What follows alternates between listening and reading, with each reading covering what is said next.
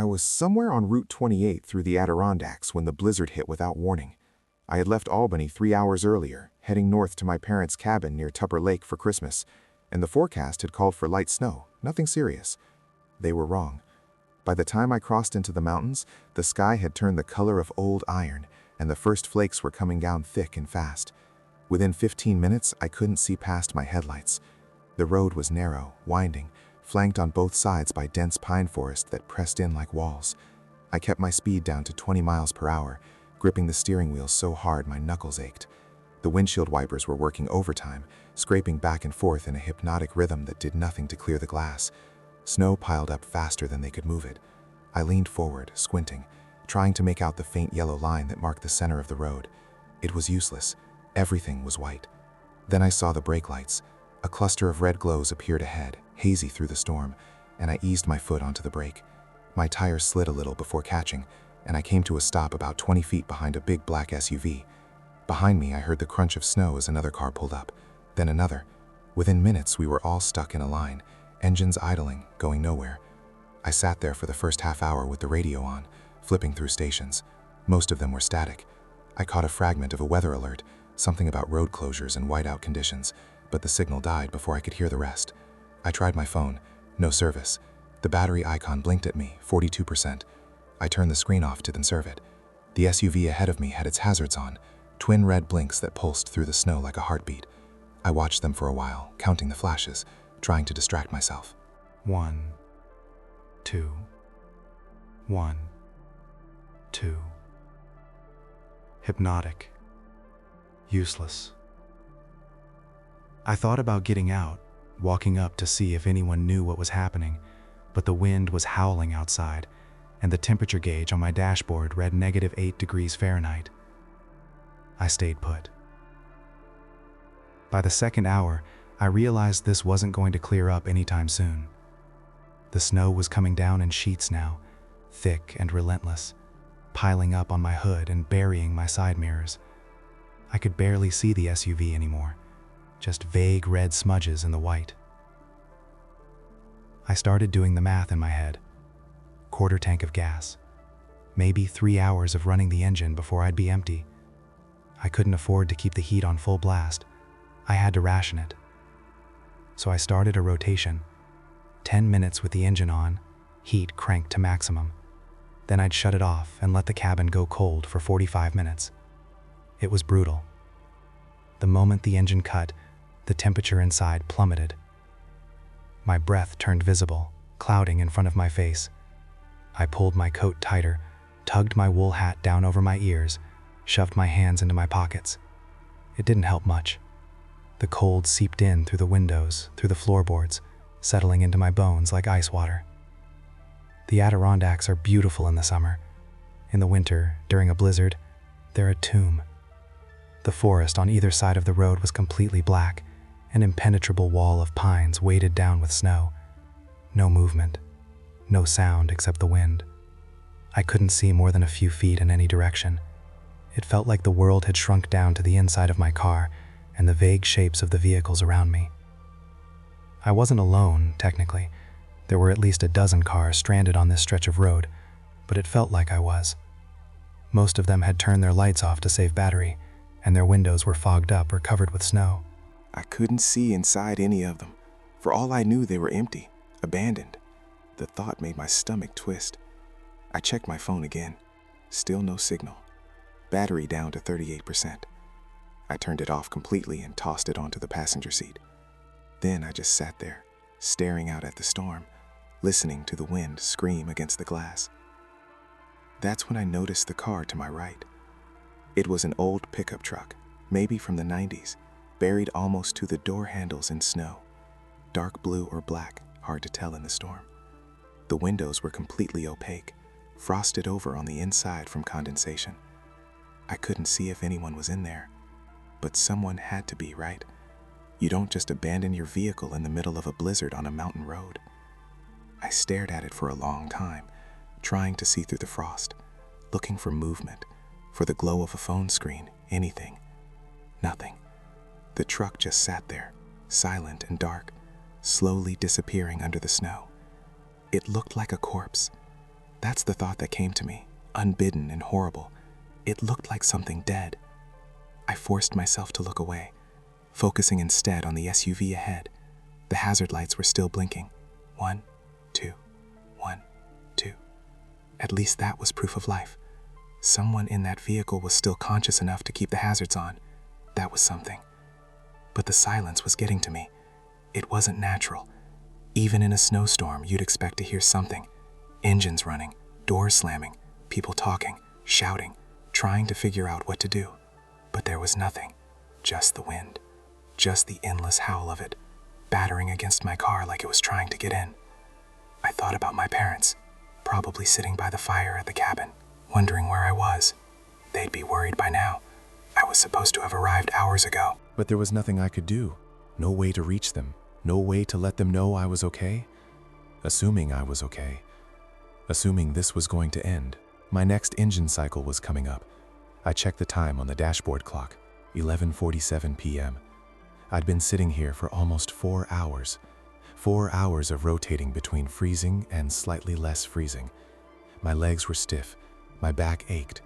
I needed to move, to stretch, but I couldn't get out. Not in this. Not with the wind and the cold and the snow coming down like the sky was falling. I turned the key. The engine sputtered, coughed, then roared to life.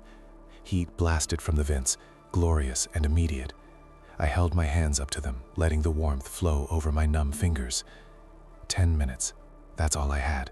10 minutes of heat before I'd have to shut it off again and return to the cold. I glanced at the truck beside me. Still dark, still silent, still slowly vanishing under the snow. The 10 minutes passed too quickly. They always did. I shut off the engine and the warmth died with it. The silence rushed back in, heavier than before. I pulled my coat tighter, tucked my hands under my arms, and settled in for another 45-minute freeze. That's when I heard it. A sound, faint, barely audible over the wind, but distinct. A rhythmic thumping, metal on metal. I sat up straight, listening hard. There it was again. 3 deliberate bangs, coming from somewhere to my left. The pickup truck. I stared at the frosted windows, heart suddenly racing. Someone was in there. Someone was alive. And they were signaling, calling for help maybe, were just letting the world know they existed. I should have felt relieved. I wasn't alone. Someone else was awake, aware, still fighting.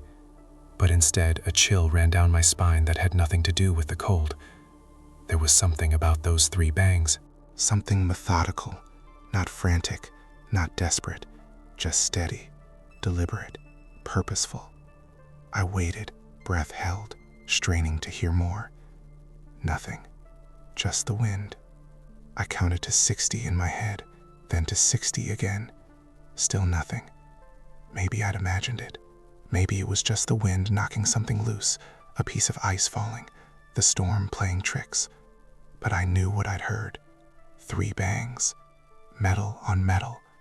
Someone in that truck. I fumbled for my phone, turned it on, and shone the flashlight toward the pickup.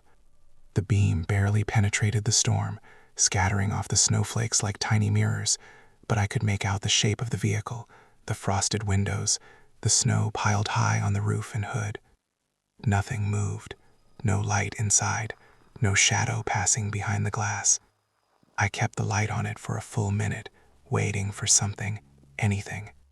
My battery ticked down another %. I turned the phone off and sat back, pulse still elevated. Maybe they'd fallen asleep. Maybe they were conserving energy, just like me.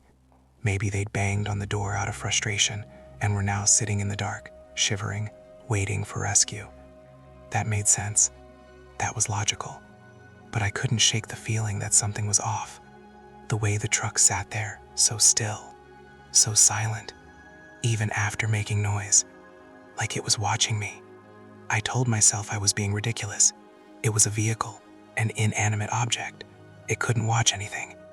But the feeling persisted, crawling under my skin, making the hair on the back of my neck stand up. The minutes dragged by.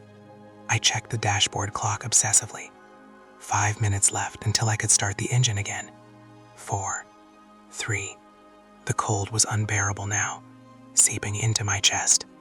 making it hard to breathe. My teeth chattered. My fingers were numb even inside my gloves. 2 minutes. I reached for the key. And then I heard it again. 3 bangs. Louder this time. Closer. I froze, hand hovering over the ignition. The sound hadn't come from the truck. It had come from behind me, from the car directly behind mine. I twisted in my seat, staring through the rear windshield. It was covered in snow, impossible to see through. I grabbed my phone, turned on the flashlight again, and aimed it backward.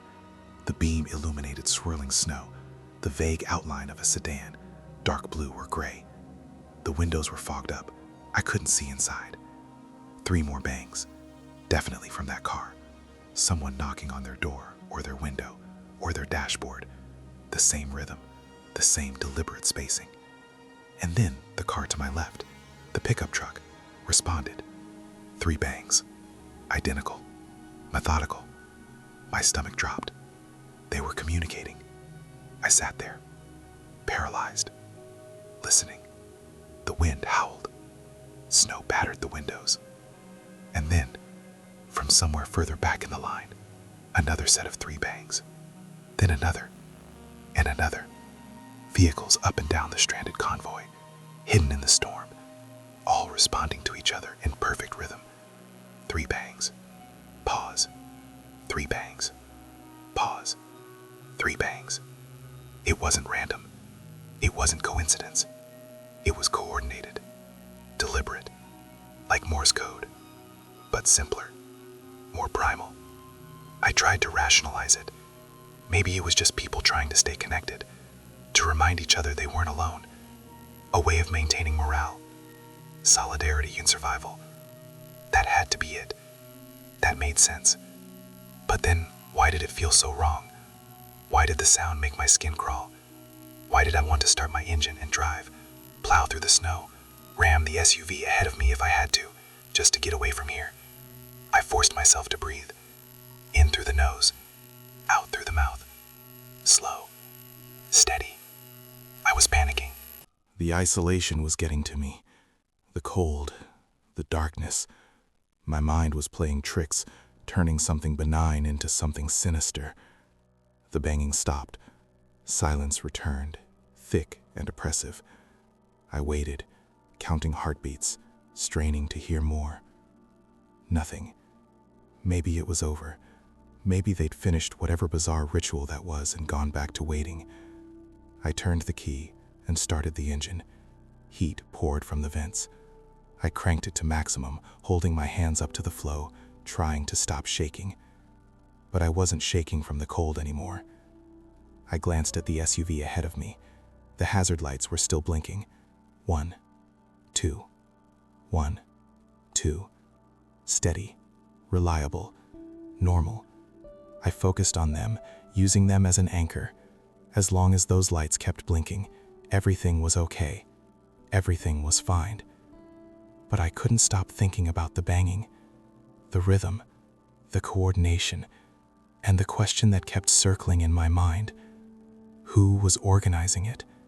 Who had started it? And why? I didn't move. I didn't breathe. I just listened to footsteps crunching through the snow, moving from the back of the line toward the front. Slow, methodical. They passed my car on the driver's side, close enough that I could hear the scrape of fabric against snow, the faint wheeze of breath. I was frozen, pressed back against my seat, heart hammering. The footsteps continued past, moving toward the SUV ahead. Then they stopped. Complete silence. I waited, counting seconds.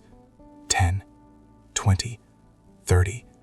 The footsteps resumed, moving back, past my car, past the pickup truck, fading into the storm until I couldn't hear them anymore. Someone had gotten out. They'd walked up and down the line of cars, then returned. That was all. Nothing threatening. Just someone checking on people, maybe. But then why hadn't they knocked on any windows? Why hadn't they called out? My next engine cycle wasn't for another half hour. I was too cold to think straight, too tired, but I couldn't sleep, not after hearing those footsteps. The minutes crawled by. My eyes grew heavy. My head started to nod. I jerked awake, blinking hard. That's when I saw the figure, standing beside the pickup truck.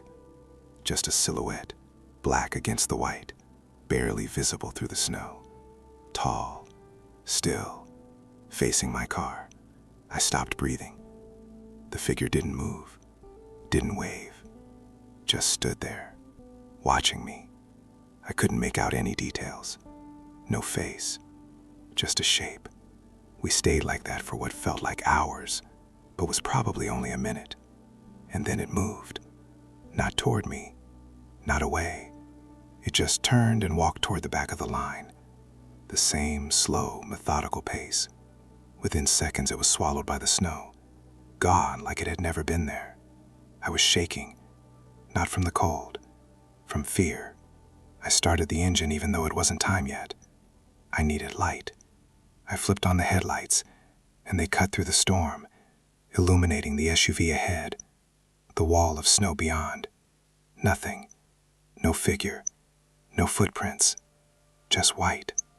I left the engine running, left the lights on, and scanned my surroundings. The pickup truck looked exactly as before. Dark. Buried.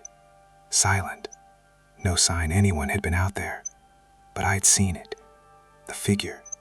Standing there, watching me. I checked the door locks. They were down.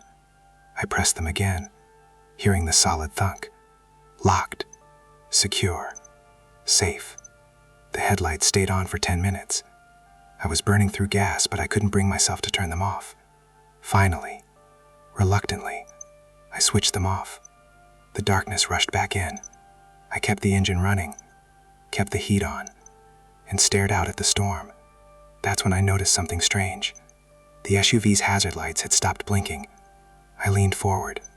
The SUV was still there, buried in snow, but completely dark. No red blinks, no sign of life. Maybe their battery had died. Or maybe they turned them off to conserve power. That was logical.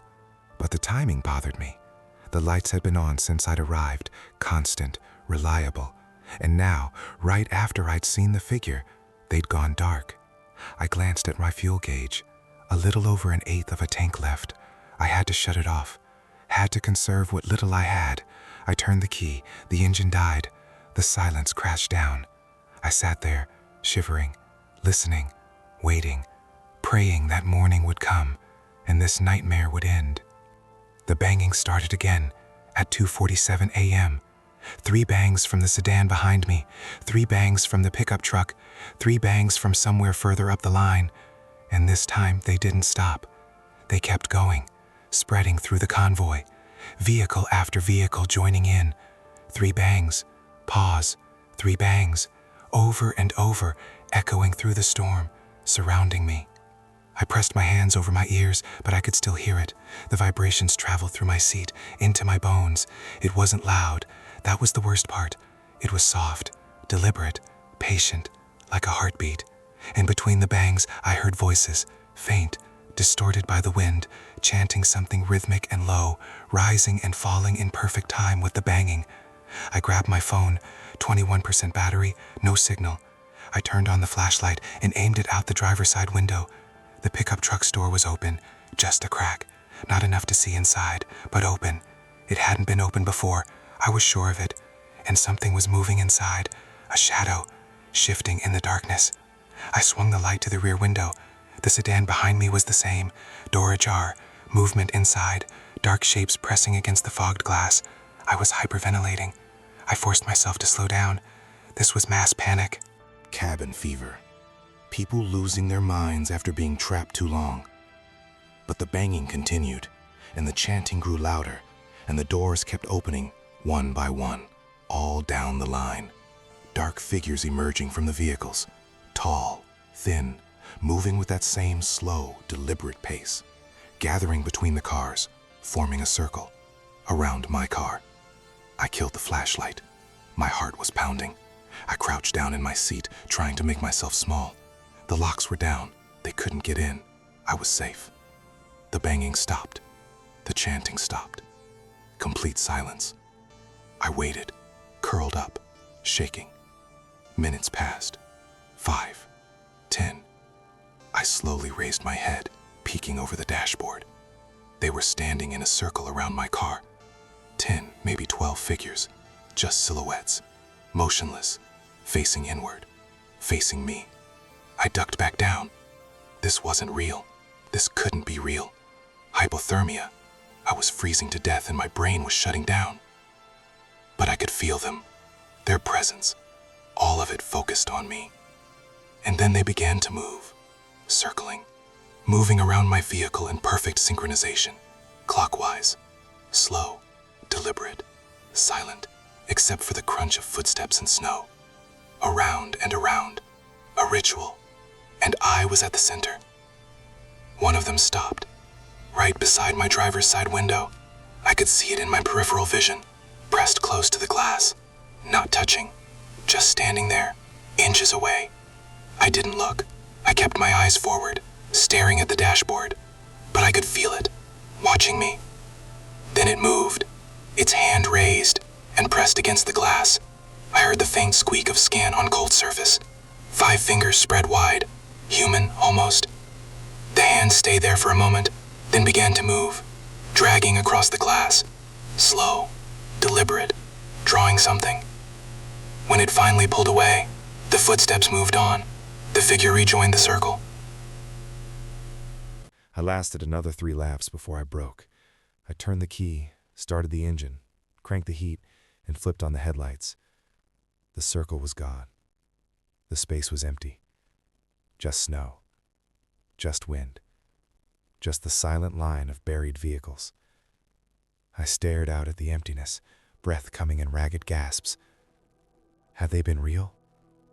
I forced myself to look at the driver's side window, at the spot where the hand had touched. There was something there. A mark. Frost scraped away in a pattern. 3 lines. Vertical. Parallel. Like tally marks. Counting something. Marking something. Me. I kept the engine running until the fuel gauge hit empty. Then I sat in the dying warmth, staring at those 3 marks, trying to understand. The storm began to ease around 4 a.m. The wind died down. The snow thinned. Visibility improved to maybe 50 feet. I could finally see the full line of vehicles stretching ahead. Silent. Dark. Buried. As the darkness softened into gray pre-dawn light, I heard heavy engines. Plows. They were finally coming. Relief flooded through me. It was over.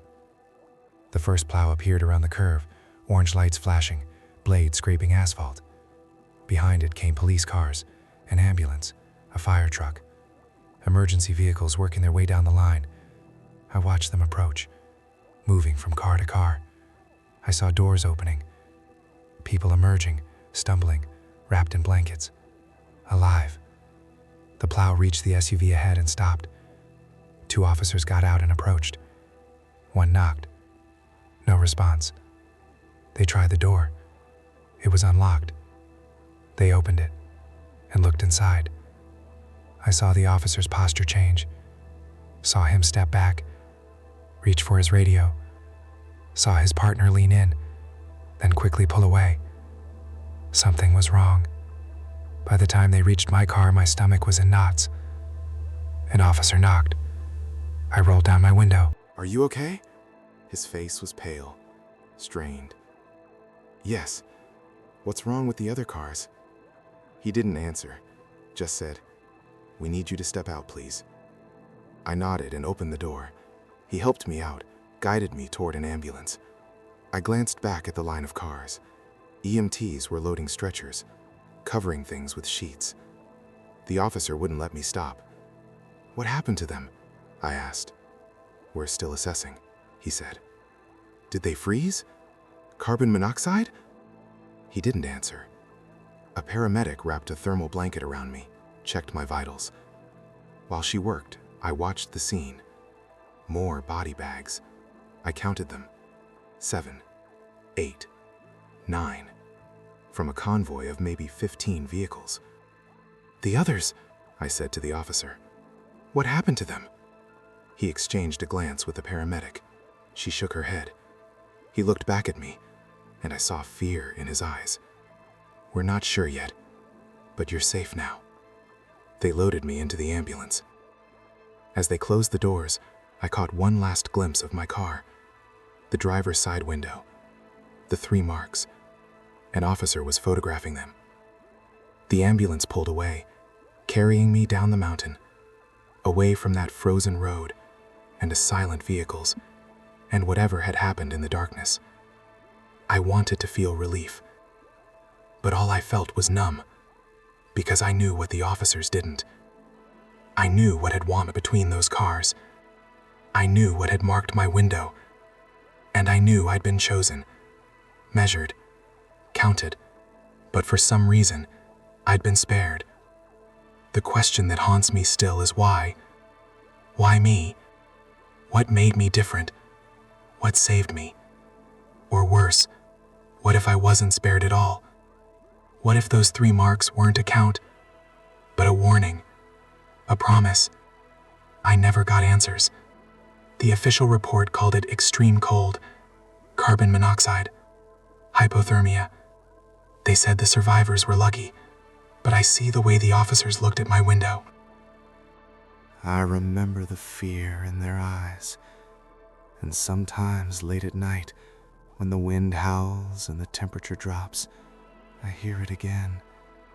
3 bangs, slow, deliberate, coming from somewhere just outside my window. I don't look. I never look. I just pull the covers tighter, close my eyes, and pray that whatever counted me in that storm decides I'm not worth collecting. Not yet.